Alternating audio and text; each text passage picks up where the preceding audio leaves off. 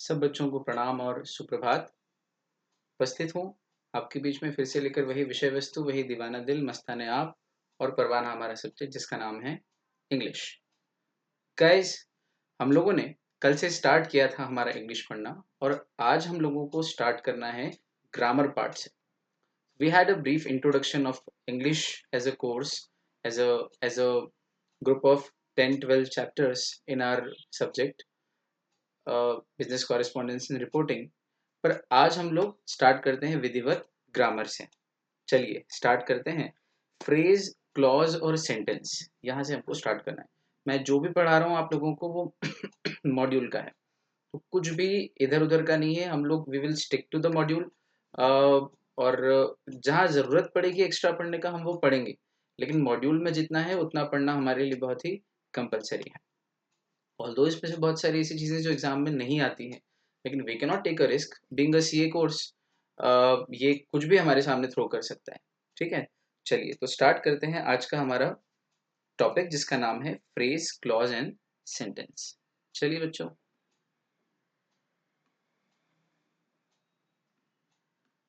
चलो phrase, clause and sentence सबसे पहले उठाते हैं। फ्रेज, फ्रेज किसे कहते हैं? तो हिंदी में फ्रेज को कहते हैं वाक्यांश। क्या कहते हैं? वाक्यांश। वाक्यांश दो शब्दों से मिलकर बना है, वाक्य प्लस अंश। तो किसी भी वाक्य का, किसी भी सेंटेंस का जो एक हिस्सा है उसे कहते हैं वाक्यांश। तो ये तो समझ में आता है, जैसे कि मैं खेलने जाता हूँ, ये एक वाक्य है, तो इसका अंश निकालो कोई सा भी।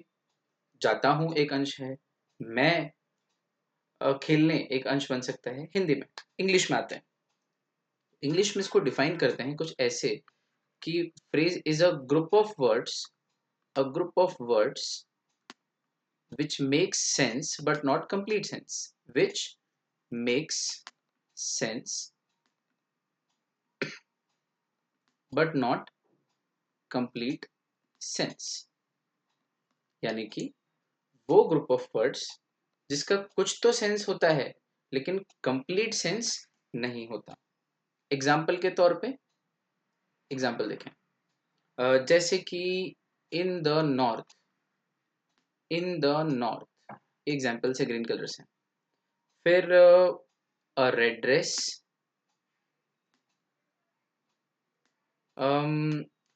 Eight 10 o'clock, 10 o'clock। या एक और एग्जांपल लें, टुवर्ड्स द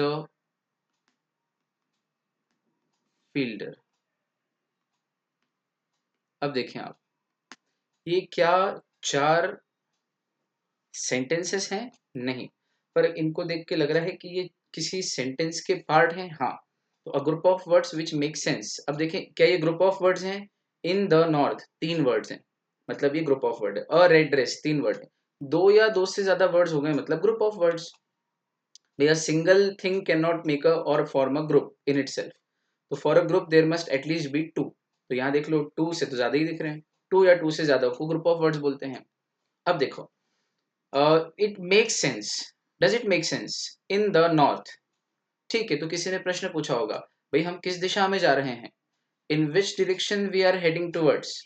तो किसी ने जवाब दिया इन द नॉर्थ या टूवर्ड्स द नॉर्थ। तो भाई ये जो इन द नॉर्थ या टुवर्ड्स द नॉर्थ है, ये क्या पूरा सेंटेंस है? नहीं। कभी कोई ऐसे ही खड़े खड़े आपके सामने बोल दे, और भाई क्या हाल चाल, और फिर बात करते करते कहे इन द नॉर्थ, तो आप कहोगे भाई इसका क्या मीनिंग है, समझ में नहीं आ रहा है, क्योंकि ये कंप्लीट सेंस कभी नहीं दे सकता। हाँ, लेकिन कंटेक्चुअली ये जरूर सेंस दे सकता है। तो इट मे मेक सेंस, लेकिन कंप्लीट सेंस कभी नहीं दे सकता है। कोई व्यक्ति नया नया बीच में बातचीत ज्वाइन करे और आपसे, आपके मुंह से सुन ले इन द नॉर्थ, तो उसको ये सेंस कंप्लीटली नहीं दे सकता। हाँ, जो जिनके साथ बातचीत चल रही है उनके साथ ये जरूर सेंस दे सकता है। तो इन द नॉर्थ ये क्या है? एक फ्रेज हो गया। अगर इसको पूरा कंप्लीट सेंटेंस बनाएंगे तो we are heading in the north direction. A red dress. Okay, what are you going to wear for the prom night? ये क्वेश्चन है, तो आपने जवाब दिया I am going to wear a red dress for the prom night of the college. तो भाई ये इतने बड़े सेंटेंस में से इतना सा निकाल लो, अ रेड ड्रेस, क्या इतने से में काम चल जाएगा? हाँ। Does it make sense? हाँ, it make sense, but can it make complete sense? नहीं, कोई व्यक्ति नया नया आया हो और वो सुन ले अ रेड ड्रेस, तो बोले इसका कंटेक्स्ट ही नहीं पता है, कहना क्या चाह रहे हो, तो it does not make complete sense, but still it make sense. तो फ्रेज किसे कहते हैं? किसी भी वाक्य का वो हिस्सा जो आप निकाल लो बाहर, तो उसका फिर भी कुछ ना कुछ मीनिंग निकल जाता है। हाँ, लेकिन उसका कंप्लीट मीनिंग, सही मीनिंग कंटेक्चुअल हम नहीं लगा सकते, but it has a meaning, make sense. अगला एग्जाम्पल अपने लिखा है एट 10 o'clock। तो अब when are you going to come tomorrow, तुम कल कितनी बजे आने वाले हो? तो मैंने कहा I am going to come at 10 o'clock। तो अब I am going to come at 10 o'clock, ये पूरा सेंटेंस है और इसमें से इतना सा निकाल लो फ्रेज, इस वाक्य का अंश निकाल लो, मेक सेंस, एट 10 o'clock में भी काम हो जाएगा, लेकिन कंप्लीट सेंस नहीं देता। कंप्लीट सेंस तो हमेशा सेंटेंस ही देता है। And last, towards the fielder. तो इसका कैसे बनेगा पूरा sentence? The batsman has hit the ball towards the fielder. Batsman ने बॉल को फील्डर की तरफ मारा है, इसलिए वो रन नहीं ले पा रहा है क्योंकि फील्डर के पास डायरेक्टली गई है बॉल। तो so towards the fielder, where has the ball gone? Towards the fielder. It makes sense, लेकिन does not make complete sense. तो फ्रेज किसे कहते हैं? किसी भी वाक्य के अंश को फ्रेज कहते हैं। English definition, a group of words which make sense but not complete sense is called a phrase. Okay, fine, we have done this. ये सब आगे काम आने वाला है आपको। चलो, सेकंड है क्लॉज। अब क्लॉज पढ़ते हैं हम लोग।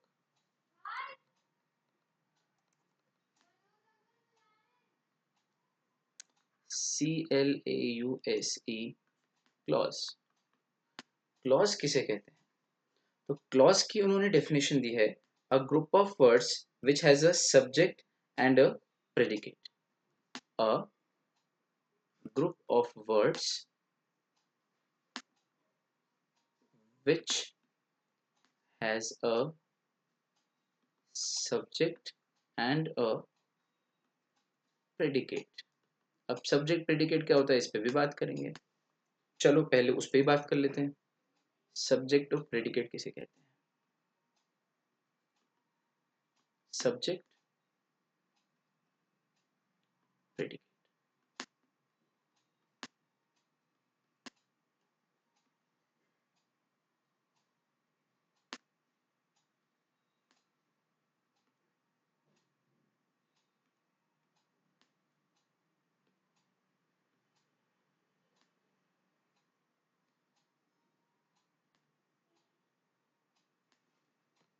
चलो, सब्जेक्ट यानी कि कर्ता, प्रेडिकेट या सब्जेक्ट यानी कि डूअर, या यूं कहें सरल हिंदी में करने वाला, जो एक्शन कर रहा है, वर्ब कर रहा है, उसे कहते हैं हम सब्जेक्ट। प्रेडिकेट कैसे कहते हैं? The remaining part of a sentence या clause, the remaining part of a clause या सेंटेंस। ये सेंटेंस में भी हो सकता है, क्लॉज में भी हो सकता है, अपन इसको देखेंगे। सब्जेक्ट और प्रेडिकेट। अब इसका एक एग्जांपल लेते हैं पहले, जैसे कि राम प्लेज क्रिकेट। ये हमारा एक क्लॉज है, ठीक। इसमें राम सब्जेक्ट है क्योंकि प्ले नाम की वर्ब है, जिसको करने वाला कौन है? करने वाला राम है। तो राम क्या हो गया? डूअर। डूअर मीन्स करने वाला या कर्ता, इसे हम सब्जेक्ट कह सकते हैं। तो Ram will be the subject, और बाकी बचा हुआ जो है पूरा रिमेनिंग पार्ट, वो क्या कहलाएगा? प्रेडिकेट। अब इस प्रेडिकेट में क्या क्या आ रहा है जरा देखना। एक तो वर्ब आ रही है प्लेज, और दूसरा क्रिकेट यानी कि ऑब्जेक्ट, ठीक। तो बचा हुआ पार्ट जो किसी भी सेंटेंस का होता है वो प्रेडिकेट होता है, और करने वाला सब्जेक्ट होता है। तो सब्जेक्ट और प्रेडिकेट मिला के सेंटेंस बनता है। ये तो है एक बात। और एक सब्जेक्ट और एक प्रेडिकेट मिला के क्लॉज भी बनता है। तो सर फिर क्लॉज और सेंटेंस में क्या अंतर है? आप कह रहे हो कि एक सब्जेक्ट और प्रेडिकेट सेंटेंस में होता है, और आप कह रहे हो कि एक clause is a group of words which has a subject and a predicate. तो ये हमको समझ में नहीं आया। बहुत आसान है, 1 मिनट में समझ में आ जाएगा। देखो,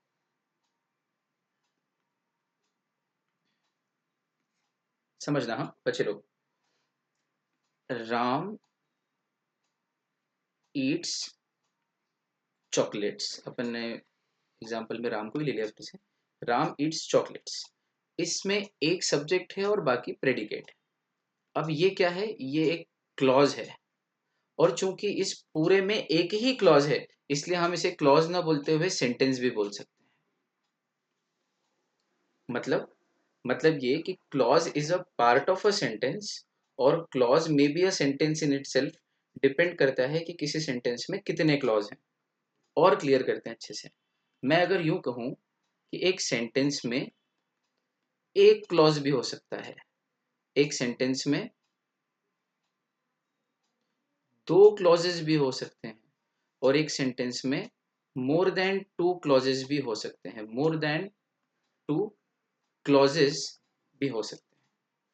इसका मतलब अगर सेंटेंस में एक ही क्लॉज हो, ओनली वन क्लॉज, तो उसमें एक ही क्लॉज होगा और वही वही क्लॉज पूरा का पूरा अपने आप में सेंटेंस होगा, वही एक सेंटेंस होगा। ठीक है, सिंपल इंग्लिश।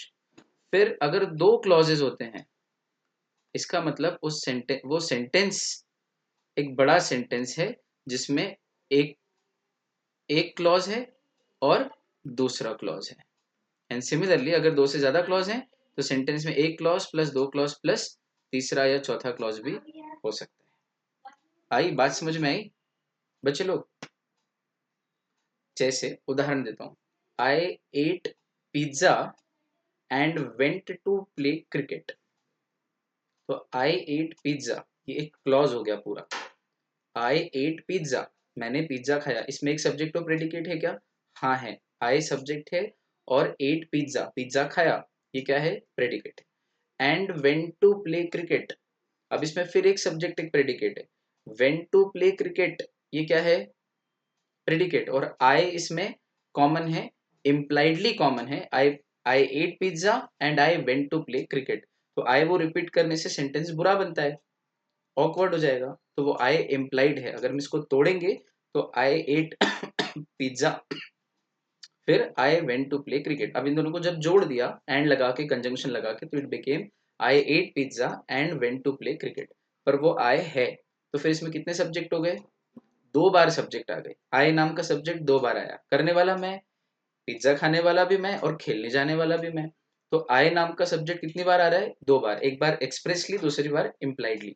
लॉ के बच्चे हो, एक्सप्रेस इम्प्लाइड वर्ड समझते हो। एक बार तो नजर आ रहा है और एक बार दिख नहीं रहा है, लेकिन वो है। ठीक है, ये लैंग्वेज की ब्यूटी है। तो I ate pizza and I went to play cricket. अब इस ये पूरा सेंटेंस है। अब इस सेंटेंस में कितने क्लॉज हैं? दो क्लॉजेज हैं। दो क्लॉज मिला के एक सेंटेंस बना। ठीक, तो किसी एक सेंटेंस में दो क्लॉज भी हो सकते हैं और दो से ज्यादा भी हो सकते हैं। जैसे आई एट पिज्जा, इसी सेंटेंस को अपन आगे बढ़ाते हैं। I ate pizza and went to play cricket on the ground which is built by the municipal corporation. तो आई एट पिज्जा पहला clause, and went to play sorry, went to play cricket, ये दूसरा clause. And on a ground के बाद which is built by the, या which the municipal corporation built, या which is built by the municipal corporation, ये तीसरा clause हो गया। विच के बाद से built by the municipal corporation, इसमें क्या है? सब्जेक्ट, म्युनिसिपल कॉर्पोरेशन सब्जेक्ट है। पैसिव वॉइस में सब्जेक्ट हो जाएगा पीछे, इसलिए built by the municipal corporation हो गया। क्या इसमें तीन बार सब्जेक्ट है? हाँ। तीन बार प्रेडिकेट है? हाँ। तो तीन क्लॉज है। क्लॉज में एक सब्जेक्ट और एक प्रेडिकेट होता है, ये याद रखना है आपको। और अगर किसी सेंटेंस में क्लॉज हो सकते हैं तो एक अकेला क्लॉज भी हो सकता है, एक क्लॉज, सिंगल क्लॉज। तो अगर सिंगल ही क्लॉज है, सिर्फ एक मात्र, तो फिर एक सब्जेक्ट एक प्रेडिकेट होगा। किसी सेंटेंस में दो क्लॉजेज हैं, तो फिर दो क्लॉज मतलब हर क्लॉज का अपना सब्जेक्ट प्रेडिकेट, मतलब दो सब्जेक्ट और दो प्रेडिकेट। और मोर देन टू है, तीन चार, तो फिर जितने सब्जेक्ट, जितने क्लॉजेस हैं उतने सब्जेक्ट और उतने प्रेडिकेट। अब वो एक्सप्रेस भी हो सकते हैं और इम्प्लाइड भी हो सकते हैं, वो तो अपन ब्रेकअप करना सीख जाते हैं ओवर पीरियड ऑफ टाइम, और करने की जरूरत नहीं होती। ग्रामर में इतना ही पढ़ना है अपने को कि भाई clause means a group of words which has a subject and a predicate. अब एक लाइन बोलता हूँ बहुत महत्व की, अपने कान को ऐसे खुल के सुनना बच्चे लोग। महत्व की लाइन ये है कि अ क्लॉज में in itself stand as a sentence and it may be a part of a sentence. फिर कहता हूँ, अ क्लॉज में itself stand as a sentence and it may be a part of a sentence. Depend करता है कि वो clause, अगर एक ही क्लॉज है पूरे सेंटेंस में, तो फिर वो जो एक क्लॉज है वही अपने आप में सेंटेंस होगा। लेकिन अगर किसी सेंटेंस में एक से ज्यादा क्लॉज हैं, दो या दो से ज्यादा, एक से ज्यादा बोलो मतलब दो या दो से ज्यादा एक ही बात है, तो दो या दो से ज्यादा क्लॉज होते हैं तो फिर हर क्लॉज अपने आप में सेंटेंस का एक पार्ट होता है, वो अपने आप में पूरा सेंटेंस नहीं होता, और उन सबको मिलाकर पढ़ने पर ही सेंटेंस बनता है। He has gone to the city where he was born, तो इसमें दो क्लॉज है। He has gone to the city, एक clause, where he was born दूसरा क्लॉज। तो बताओ he has gone to the city ये अपने आप में एक सेंटेंस है क्या? नहीं, ये सेंटेंस का पार्ट है उस बड़े सेंटेंस का जिसमें ये भी लिखा है आगे where he was born। He was born ये भी एक क्लॉज है क्या? हाँ, पर क्या ये सेंटेंस है अपने आप में पूरा? नहीं, ये एक सेंटेंस का पार्ट है। कौन से सेंटेंस का? जिसमें आगे ये भी लिखा है he has gone to the city। तो he has gone to the city where he was born, ये पूरा सेंटेंस है। तो a clause may be a sentence in itself, अगर वो एक ही क्लॉज हो और उस एक क्लॉज से ही सेंटेंस बना हो तो फिर clause is equal to sentence हो जाएगा, सिर्फ एक कंडीशन में। इसके अलावा क्लॉज अगर किसी सेंटेंस में होते हैं और एक से ज्यादा क्लॉज हैं तो फिर every clause is a part of a sentence not a sentence in itself. यहाँ आके अंतर समझ में आता है कि क्लॉज और सेंटेंस में अंतर है। और clause a group of words which has a subject and a predicate. ठीक, this is the best way to understand things with examples obviously.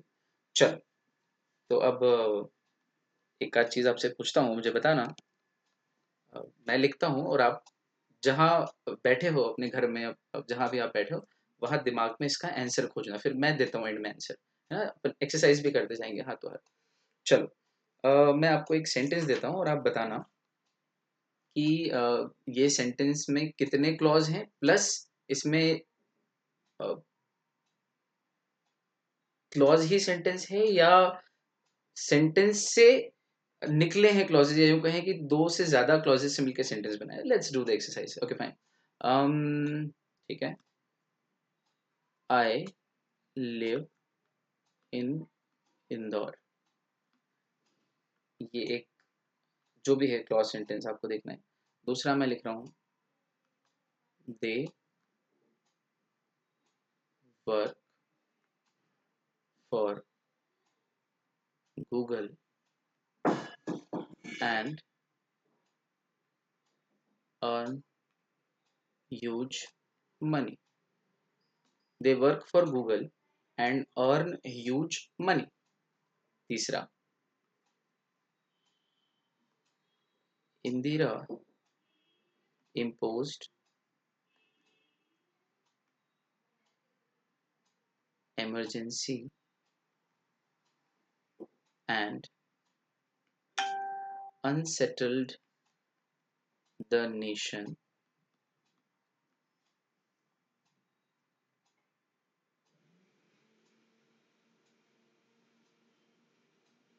when she was ruling the country। Fine, ये तीन sentences. अब आपके पास कुल 30 second का time है फटाफट से चेक करने का। चलो,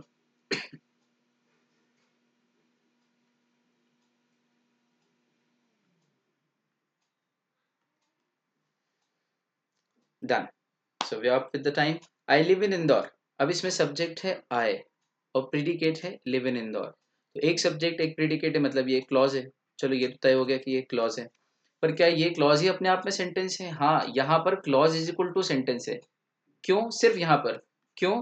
क्योंकि एक ही क्लॉज है पूरे सेंटेंस में, दूसरा कोई क्लॉज ही नहीं है, इसलिए clause is equal to sentence हो गया। But not always. सेकंड वाला देखें, they work for Google and earn huge money, तो यहाँ पर they work for Google, they और वर्क फॉर गूगल, तो ये सब्जेक्ट है दे और वर्क फॉर गूगल प्रेडिकेट है। फिर एंड के बाद अर्न ह्यूज मनी, यहाँ पे दे इम्प्लाइड है and they earn huge money, तो फिर एक सब्जेक्ट और है, दो सब्जेक्ट और फिर ये दूसरा प्रेडिकेट अर्न ह्यूज मनी, तो दो सब्जेक्ट और दो प्रेडिकेट, मतलब यहाँ पर दो क्लॉजेज हैं और कोई भी क्लॉज अपने आप में सेंटेंस नहीं है, दोनों क्लॉज मिला के जो बना वो सेंटेंस है। Clause is equal to sentence नहीं है इस वाले में, फिर कह रहा हूँ इस वाले में clause is equal to sentence नहीं है सेकंड वाले में, बल्कि दो क्लॉजेज मिला के बना रहे हैं सेंटेंस। और तीसरा example, Indira imposed emergency. Indira Gandhi, you must be knowing, 1975 में उन्होंने देश में इमरजेंसी लगाई थी, पॉलिटिकल इमरजेंसी। तो इंदिरा इम्पोज्ड इमरजेंसी, इंदिरा ने देश में इमरजेंसी इम्पोज की। And she unsettled the nation, अब यहाँ शी इम्प्लाइड है, मतलब पहला सब्जेक्ट इंदिरा जिसने इमरजेंसी लगाई, इम्पोज्ड इमरजेंसी प्रिडिकेट, फिर शी अगेन इम्प्लाइड सब्जेक्ट, एक सब्जेक्ट और दूसरा, अनसेटल्ड द नेशन, ये दूसरा प्रिडिकेट। फिर she was ruling the country, तो शी ये फिर एक सब्जेक्ट है, और वॉज रूलिंग द कंट्री फिर एक प्रेडिकेट। तो बच्चों को समझ में आ गया कि एक क्लॉज का भी सेंटेंस होता है, दो क्लॉज का भी सेंटेंस होता है, और दो से ज्यादा क्लॉज का भी सेंटेंस होता है। एक क्लॉज का सेंटेंस अगर हो तो clause is equal to sentence हो जाता है, clause is equal to sentence हो जाता है। दो क्लॉज का हो तो सेंटेंस सेंटेंस होता है जिसमें दो पार्ट होते हैं, दो से ज्यादा हो तो भी सेंटेंस सेंटेंस होता है, और सेंटेंस अपने आप में सेंटेंस होता है जिसमें मल्टीपल क्लॉजेस होते हैं। बेस्ट। तो अब बच्चों को एग्जाम्पल से और इस एक्सरसाइज से क्लियरली समझ में आया होगा। ठीक, एग्जाम में आ सकती है ये चीज। दे में आस्क इस क्वेश्चन, एक सेंटेंस देंगे, बोलेंगे कि इसमें से क्लॉज बताइए कि कौन सा कितने क्लॉज हैं, ऐसा भी क्वेश्चन आ सकता है। अब एक नई तरीके की चीज पढ़ते हैं, क्लॉज को आगे विस्तार से। अगली चीज है टाइप्स ऑफ क्लॉजेस। क्लॉजेस कितने प्रकार के होते हैं? तो क्लॉजेस होते हैं दो प्रकार के, एक होता है मेन क्लॉज और दूसरा होता है सबऑर्डिनेट क्लॉज। और मजेदार बात, मेन क्लॉज का दूसरा नाम है,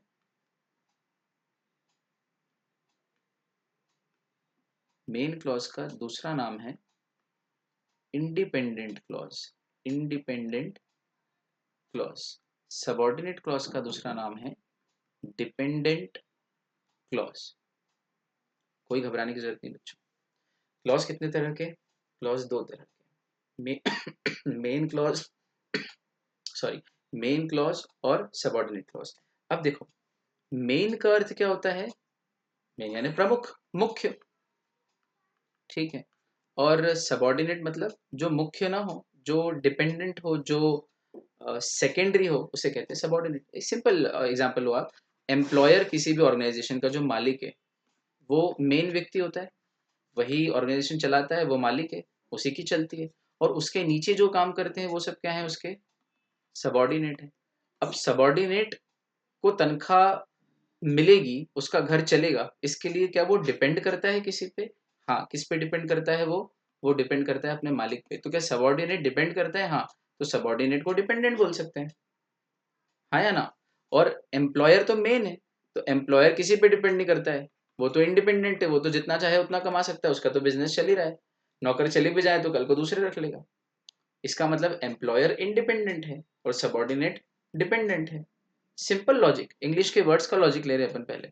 यानी कि जो भी मेन होता है वो इंडिपेंडेंट होता है, और जो सबऑर्डिनेट होता है वो डिपेंडेंट होता है।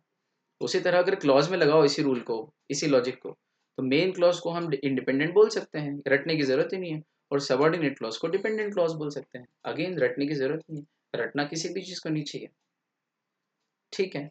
तो sir, main clause is equal to independent और subordinate clause is equal to dependent clause, ये तो समझ में आ गया। इनके एग्जाम्पल और इनका एक्सप्लेनेशन तो दीजिए।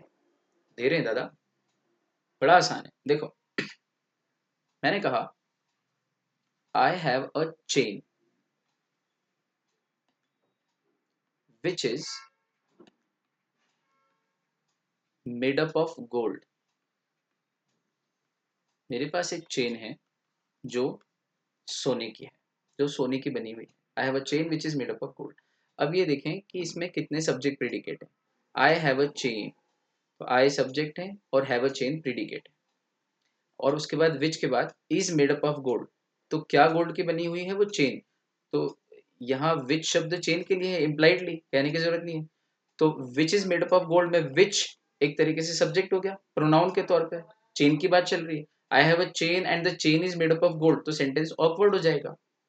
तो चेन शब्द को दोबारा ना बोलते हुए, क्योंकि सोने का मैं बना हुआ हूँ कि सोने की चेन है, ऑब्वियसली सोने की तो चेन है, तो चेन के लिए इन्होंने प्रोनाउन यूज किया है which is made of gold, तो विच यानी चेन की बात चल रही है, तो यहाँ पर विच अगेन दूसरा सब्जेक्ट है और is made up of gold predicate है। तो इस सेंटेंस में दो सब्जेक्ट हैं और दो प्रेडिकेट हैं, इसका मतलब इस सेंटेंस में दो क्लॉजेज हैं।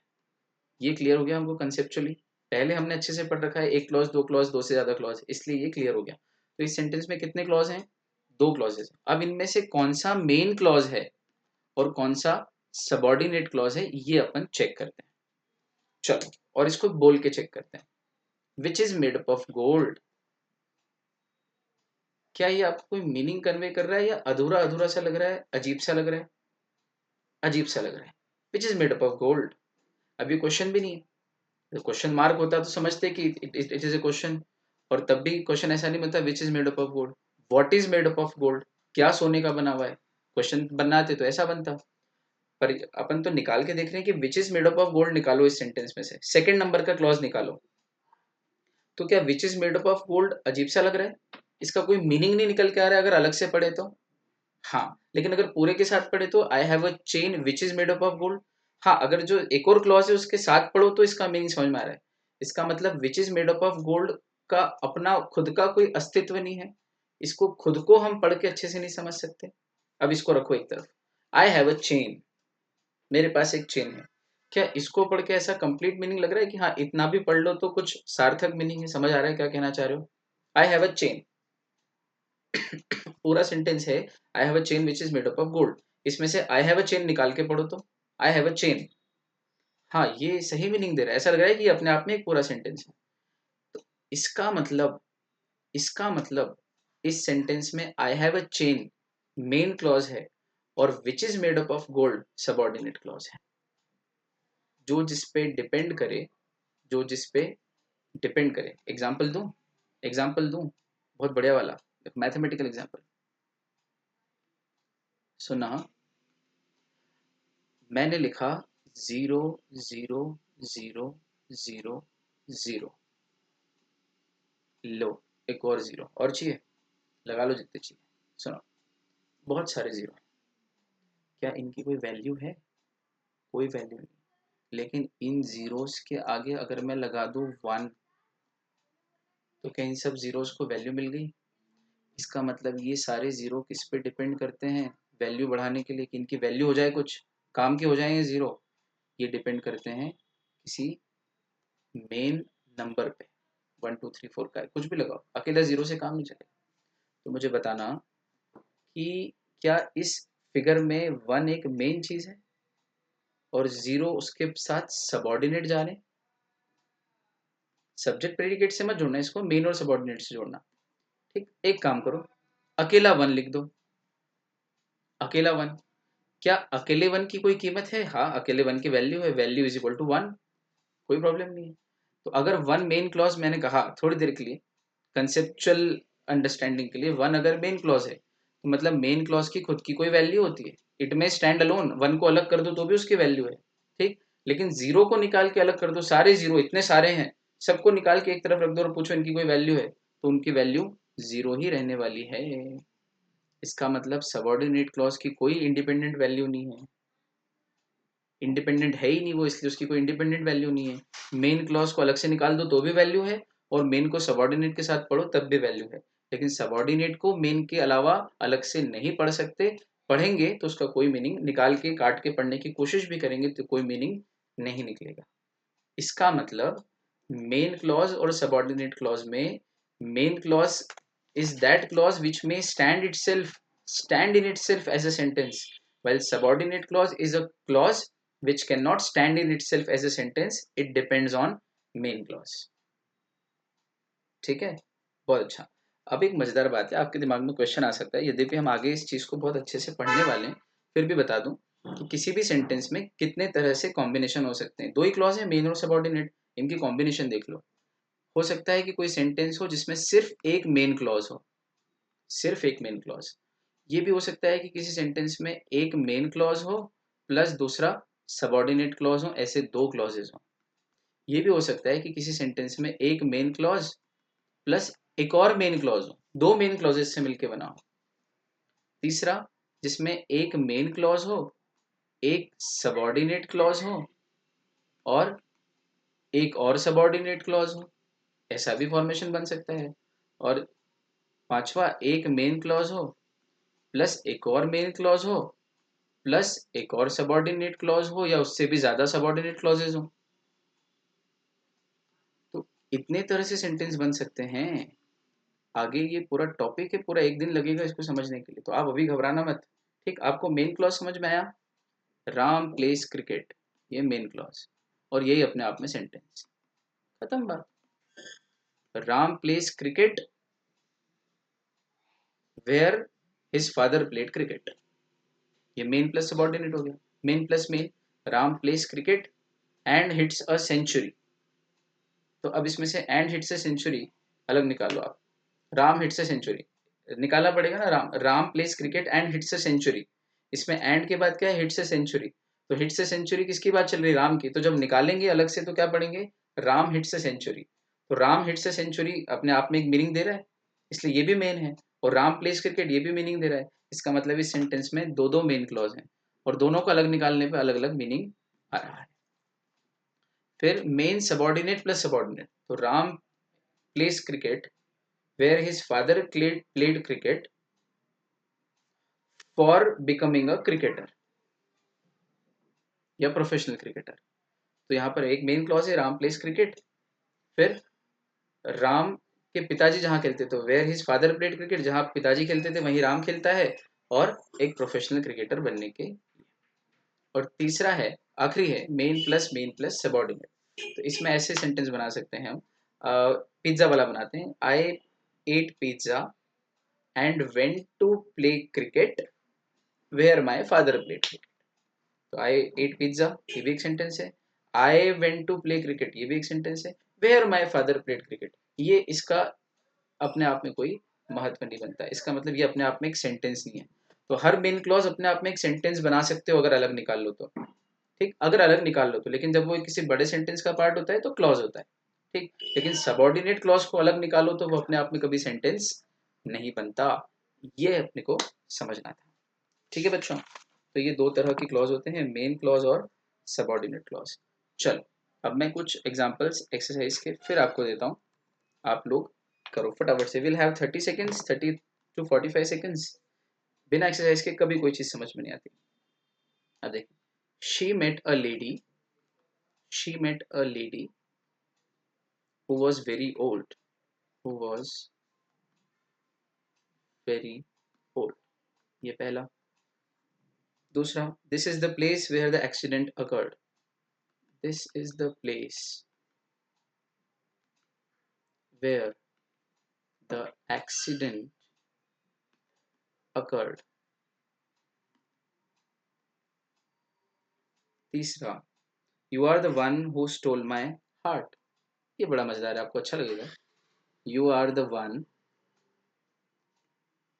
who stole my heart, वो तुम ही हो जिसने मेरा दिल चुराया है। नींद चुराई मेरी किसने वो सनम तूने, चैन चुराया मेरा किसने वो सनम तूने, तो दिल चुराया मेरा किसने वो सनम तूने। चलो भैया अगला। राम, फेमस है, is going to the village, is going to the village where his grand parents, his grand parents live. Ram उस विलेज में जा रहा है जहां उसके ग्रैंड पेरेंट्स रहते थे। फटाफट से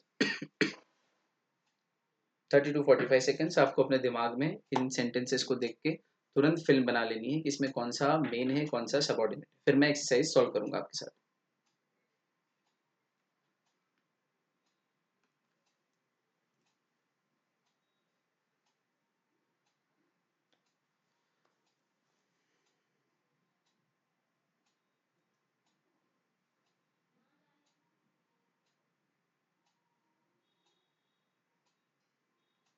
चलो बच्चों, okay fine, time up. She met a lady who was very old, चलो, शी मेट अ लेडी, तो शी सब्जेक्ट है, मेट अ लेडी प्रेडिकेट है, ये पहला clause. The lady was very old, पर हु से स्टार्ट हो रहा है, तो हु वॉज वेरी ओल्ड, तो हु वॉज वेरी ओल्ड अलग से पढ़ो, हु वॉज वेरी ओल्ड, नहीं ये तो कुछ और ही बन जाएगा, तो क्वेश्चन ही बन जाएगा, जबकि क्वेश्चन यहाँ पे पूछना ही नहीं है। इसका मतलब इस वाले जो ग्रुप ऑफ वर्ड्स है इसका अलग से कोई मीनिंग नहीं है, इसका मतलब ये सबऑर्डिनेट क्लॉज है इस सेंटेंस का, और ये मेन क्लॉज है। क्यों? एक कारण और है, शी मेट अ लेडी, इतना सा अलग निकाल के देख लो आप, शी मेट अ लेडी अगर इतना अलग से पढ़े तो भी एक सेंटेंस जैसा लग रहा है, हैज अ कंप्लीट सेंस, तो फिर इसका मतलब ये मेन क्लॉज है, और वो was very old subordinate clause है। तो इसमें दो क्लॉज है, एक मेन, दूसरा सबऑर्डिनेट क्लॉज। ठीक है, this is the place where the accident occurred, where the accident occurred, question भी नहीं है ये तो, क्योंकि क्वेश्चन बनता है तो ऐसे बनता है, वेयर डिड द एक्सीडेंट अकर, तो इसका मतलब ये क्वेश्चन तो नहीं है। और फिर सेंटेंस, इसको एक सेंटेंस के तौर पे पढ़ के देखें, वेयर द एक्सीडेंट अकर्ड, तो ये सेंटेंस भी नहीं लग रहा है, अधूरा लग रहा है, ये डिपेंड कर रहा है, इसके साथ कुछ और होना चाहिए जिसपे ये डिपेंड करता है, पूरा पढ़ेंगे तो ही समझ में आएगा। इसका मतलब ये डिपेंडेंट क्लॉज या सबऑर्डिनेट क्लॉज है। और this is the place, this is the place, where is that place, this is the place, पूरा सेंटेंस बन सकता है ये। इसका मतलब ये मेन क्लॉज है। मतलब अगेन हमने वही किया है, main clause plus subordinate clause निकालना आया, सबऑर्डिनेट क्लॉज बच्चों को अच्छे से। अगला, you are the one who stole my heart, तो यू आर द वन, ये अपने आप में मेन क्लॉज है, हु स्टोल माई हार्ट ये सबऑर्डिनेट क्लॉज है। क्वेश्चन हम बनाना चाह नहीं रहे, इसलिए who stole my heart question तो है नहीं, who stole my heart can be a question, लेकिन आगे क्वेश्चन मार्क है क्या, न वैसा बोलने वाले का इंटेंशन है, इसका मतलब ये क्वेश्चन भी नहीं है, तो फिर इसका अर्थ क्या है, कुछ अजीब ही अर्थ निकलेगा, समझ नहीं आ रहा है अर्थ। इसका मतलब ये डिपेंड करता है किसी चीज पे जो इसके पहले कही गई है, और वो पहले कही गई बात क्या है, you are the one, okay you are the one who stole my heart, तुम वो हो जिसने मेरा दिल चुराया है। ठीक है, इसका मतलब अगेन सेम पैटर्न लिया है, मेन क्लॉज प्लस सबऑर्डिनेट, जानबूझ के चारों में सेम पैटर्न लिया है। और Ram is going to the village, ये अपने आप में पूरा एक सेंटेंस भी बन सकता है अलग निकालो तो, इसलिए इसका मतलब ये मेन क्लॉज है। और फिर अगला, where his grand parents lived, जहां उसके ग्रैंड पेरेंट्स रहते थे, subordinate clause, again main clause plus subordinate. Concept में कोई खिलवाड़ नहीं, जान लगा देंगे बच्चे लोग, आप और मैं मिलके। इंग्लिश हम लास्ट टाइम पढ़ रहे हैं, लेट्स नॉट थिंक कि English is a boring subject, it is a language subject. Interestingly English में फुल मार्क्स भी मिलने लगे हैं।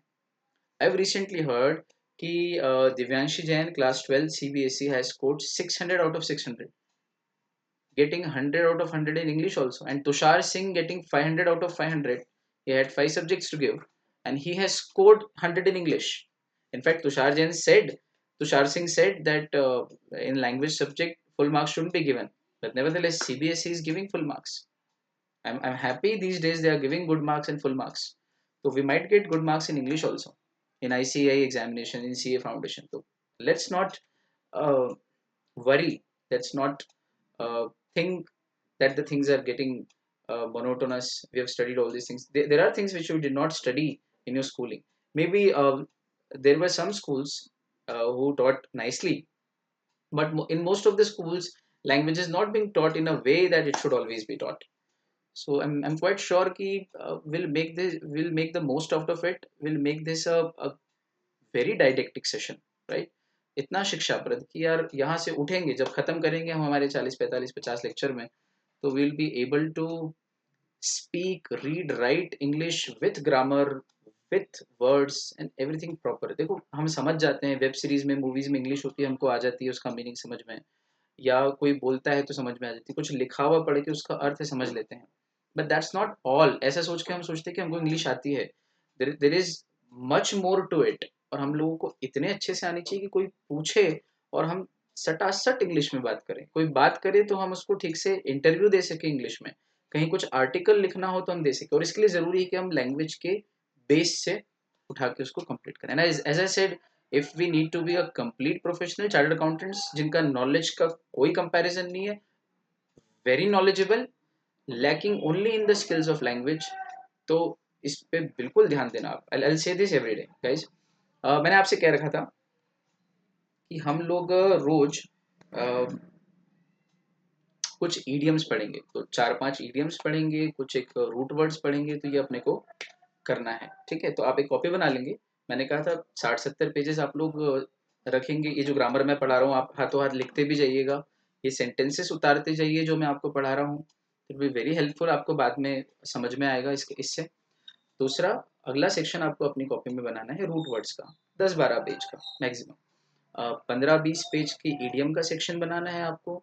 सिनोनिम्स एंटोनिम्स के लिए 10-15 पेज रखने हैं, और इस तरह से एक सेक्शन और खाली छोड़ देना है जहां पर मैं एक्स्ट्रा चीज कुछ भी हुई तो करवाऊंगा। तो सिनोनिम्स एंटोनिम का सेक्शन, रूट वर्ड्स का सेक्शन, इडियम्स एंड फ्रेजेस का सेक्शन, और एक ग्रामर का सेक्शन तो आपने बना ही लिया होगा। ठीक है, ये हो गया हमारा क्लॉज। तो फ्रेज और क्लॉज दो चीज होने के बाद तीसरी चीज है सेंटेंस। सेंटेंस किसे कहते हैं? Sentence is a group of words that make complete sense to the readers. Very easy, sentence किसे कहते हैं? A group of words which makes complete sense to the readers is called a sentence. जैसे I watch KBC, मैं कौन बनेगा करोड़पति देखता हूँ। Complete sentence है, आपको समझ में आ रहा है क्या है? इसको थोड़ा बड़ा करते हैं। I watch KBC and appreciate mister Bachchan. मैं केबीसी देखता हूँ और मिस्टर बच्चन को अप्रिशिएट करता हूँ। और बड़ा कर दें, I watch KBC and appreciate mister Bachchan, short में लिखते हैं big B. I watch KBC and appreciate big B because of his noble behaviour. तो 3 क्लॉज हो गए, इसमें सिर्फ एक मेन क्लॉज है और main clause is equal to sentence हो गया। यहाँ पर 2 क्लॉज है, आई वॉच केबीसी और एक और मेन क्लॉज है appreciate mister Bachchan, I appreciate mister Bachchan. यानी कि यहाँ पर 2 मेन क्लॉज है, main clause plus main clause. आज का तो ये कंसेप्ट शानदार हो गया। इसमें एक ही मेन क्लॉज है, वही सेंटेंस है। इसमें एक सेंटेंस है जिसमें 2 मेन क्लॉज है। इसमें I watch KBC main clause, I appreciate big B एक और main clause, because of his noble behaviour ये सबऑर्डिनेट क्लॉज। तो इसमें main clause plus subordinate clause and so on and so forth अपन पढ़ ही चुके हैं। पर ये पूरा पूरा अपने आप में एक सेंटेंस है, ये एक सेंटेंस है, ये पूरा एक सेंटेंस है, ये पूरा यहाँ से लेके यहाँ तक एक सेंटेंस है। और ये जब पूरा सेंटेंस पढ़ते हैं तो रीडर को कभी भी इनकम्प्लीट सेंस नहीं देता, सेंटेंस हमेशा रीडर को कंप्लीट सेंस देता है। This is the definition of sentence. तो कितनी चीजें पढ़ी आज हमने? हमने पढ़ा फ्रेज, हमने पढ़ा क्लॉज और हमने पढ़ा सेंटेंस, तीनों पढ़ा। ठीक, अब वादे के अनुसार कुछ एक ईडियम्स लेते हैं हम लोग। चलें, ईडियम, आज का पहला ईडियम बच्चे लोग, ईडियम ऑफ द डे। आप अपनी कॉपी में हेडिंग बना लेंगे ईडियम्स की, ईडियम वाले सेक्शन में। चलो, पहला idiom, a foot in the door.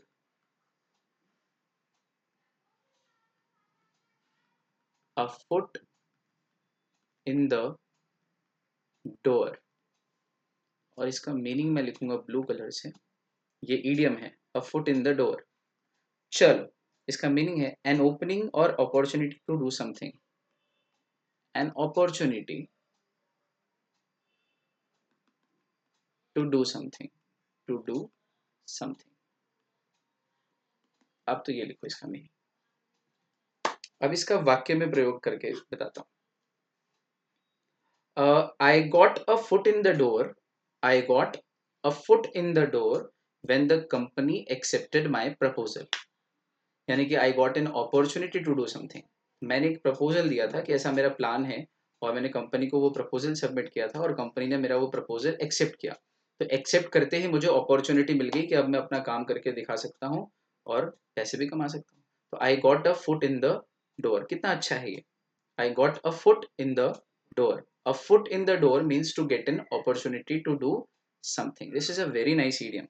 Let me tell you, idiom इसका प्रोनाउंसिएशन है और स्पेलिंग है IDIOM, if in case you are getting confuse, idioms and phrases हम पढ़ते हैं. idioms एंड phrases एक ही बात है. phrases मतलब वही छोटे छोटे वाक्यांश जिनको हम वाक्य में प्रयोग कर सकते हैं. तो idiom यानी कि मुहावरे, काइंड ऑफ मुहावरे. ईडीएम के बारे में मेरी टीचर बहुत अच्छी बात बोलते थे. आई एम श्योर ये लाइन आपको कहीं पे भी लिखी नहीं मिलेगी, बहुत मुश्किल से आपको कहीं मिलेगी. This is something which my teacher told me about idioms. आपको बताता हूँ एक बहुत अच्छी बात. माई टीचर सेड, एक लाइन है, एक कोटेशन है ईडीएम के बारे में, आप लिखो ईडीएम किसे कहते हैं. तो वो अपने तरीके से ईडीएम को डिफाइन करते थे कि ईडीएम किसे कहते हैं. उनका कहना था ईडीएम किसे कहते हैं.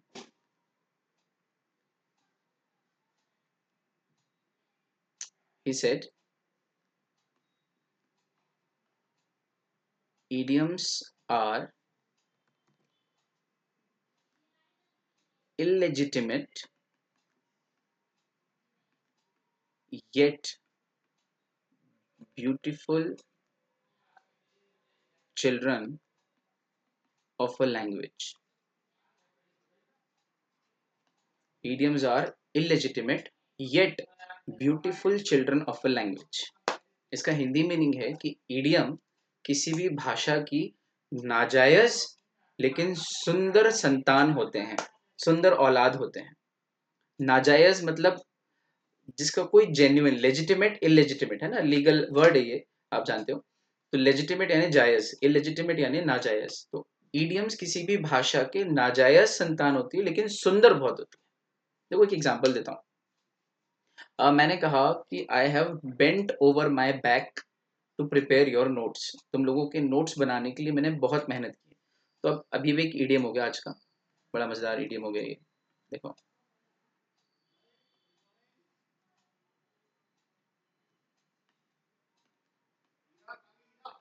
बेंट ओवर बैक, बात बात में ये ईडियम बन गया. मतलब पहले से ही याद आ गया. Bent over back. अब बेंट यानी कि बेंड होना, ओवर बैक यानी पीछे, मतलब बहुत ज्यादा बेंड होना. तो तुम्हारे लिए नोट्स बनाने के लिए मैं बेंट ओवर बैक किया. तो क्या नोट्स बनाने के लिए मैं ऐसे पीछे योगा किया, पीछे की तरफ ऐसे मुड़ा क्या? नहीं. पर इसका मीनिंग तो समझ में आ रहा है कि बहुत मेहनत की. अरे भाई, वो काम किया जो मेरे बस के बाहर था, बहुत ज्यादा मेहनत वाला काम किया जो मेरे लिए मुश्किल था, फिर भी मैंने किया.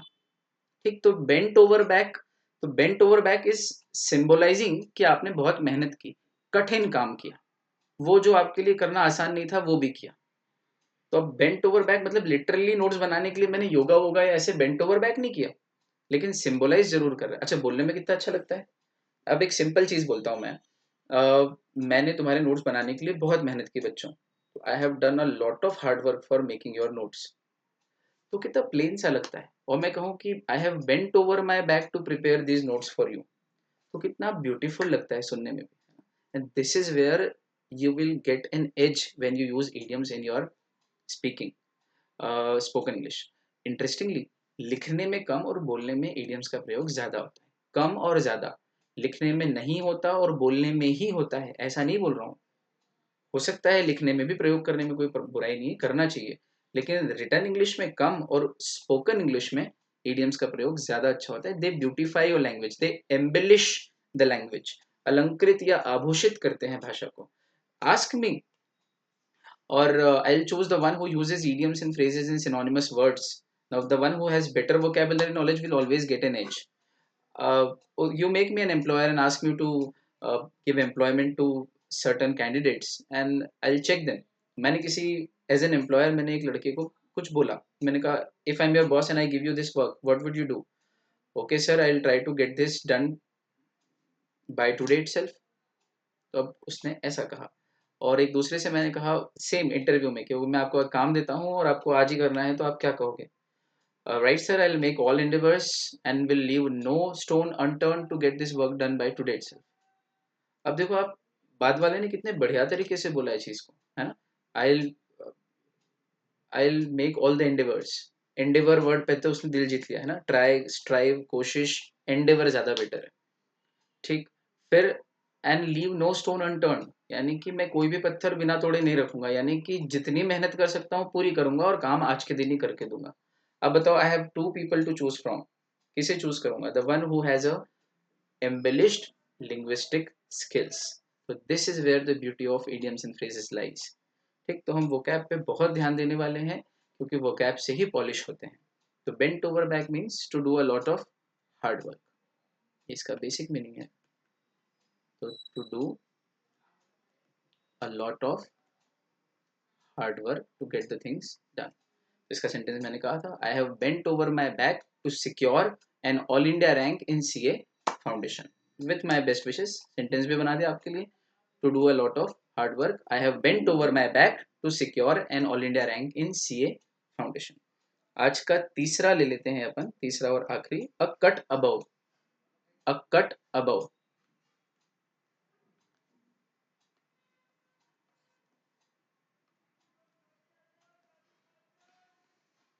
अ कट अबव।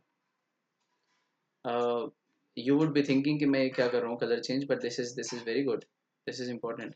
यू सी, हमने कलर भी तिरंगे के लिए मोस्टली, पिंक को छोड़ दो, ग्रीन, ऑरेंज या सैफरन और blue, I am fond of India's tricolor, so mostly take these colors, although I take other colors also, but these are my favorite colors. I'm very fond of the tricolor of our country, I'm proud of it. Obviously you must also be proud of it. A cut above means a little better than someone, a little better, a little better than something या someone, someone या something, किसी से थोड़ा बेहतर होना, a cut above। देखो, the new principal is a cut above the previous one. जो नए प्रिंसिपल है वो पुराने वाले से थोड़े अच्छे हैं, क्यों, वो थोड़े से खड़ूस थे, ये थोड़े से नोबल हैं। ठीक है, कोई बात नहीं। या Sachin Tendulkar was a cut above Rahul Dravid. दोनों में बहुत मुश्किल था कंपैरिजन, पर Sachin was a little better than Rahul Dravid, he was a cut above. तो you can use this words है। आप किसी कंपनी में हो और आप दो कंपनियों में इन्वेस्टमेंट को लेके बात चल रही है कि यार आपकी कंपनी किस कंपनी में इन्वेस्ट करे, ए लिमिटेड में कि बी लिमिटेड में। और एज ए चार्ट अकाउंटेंट जब आप कहते हो कि after having analyse the financial conditions of both the companies and the future prospects of both the companies, I would suggest that A limited is a cut above B limited. ये यार meeting में बोलते ही जान आ जाती बात करने। Slightly better है A limited B limited, it is slightly better than B limited. कितना रफ सा लग रहा है ना। अब ऐसा लगता है कि now things should be beautiful. अब केक बना दो और केक के ऊपर अगर आप आइसिंग ना करो ना तो वैसी लगती लैंग्वेज, पर आइसिंग वाइसिंग कर दो, चेरी लगा दो, चॉकलेट चिप्स और थोड़ा सा उसके ऊपर आभूषण डाल दो, तो केक को देखने में भी मजा आता है। हाँ, पर internally it should be good, हाँ, टेस्टी, स्पंजी और सब कुछ होना चाहिए।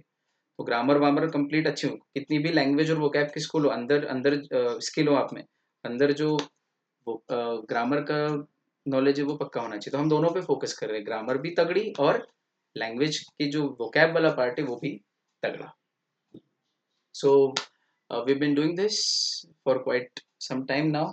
आप लोगों ने सुना, अनुग्रहित हूँ। आज के लिए इतना काफ़ी है। आज हमने ईडियम लिए, कल रूट वर्ड लेंगे, कल फिर ग्रामर के साथ रूट वर्ड लेंगे, परसों फिर ग्रामर के साथ ईडियम ले लेंगे, फिर उसके बाद फिर ग्रामर के साथ किसी दिन synonyms antonyms, and we will continue the process for a very long time to come. Will take around 45 days 50 days to complete this, क्योंकि बड़ा कोर्स है, आई हैव 9-10 चैप्टर्स, तो एटलीस्ट 45 days लगते हैं। And the grammar part itself takes a huge amount of time, क्योंकि इसमें बहुत सारी चीज़ें हैं। मॉड्यूल अगर आप देखोगे खोल के तो आप देखोगे यार इतना सारा है। It is a single chapter, second chapter of grammar अपने आप में, लेकिन वो चैप्टर इतना बड़ा है कि it takes a lot of time, एक एक चीज़ बारीकी से। एंड फिर एज आई सेड कि हम लास्ट टाइम पढ़ रहे हैं तो उसको बहुत तरीके से पढ़ेंगे, तो give me some time. Thank you so much all of you, bye, take care and keep smiling, bye.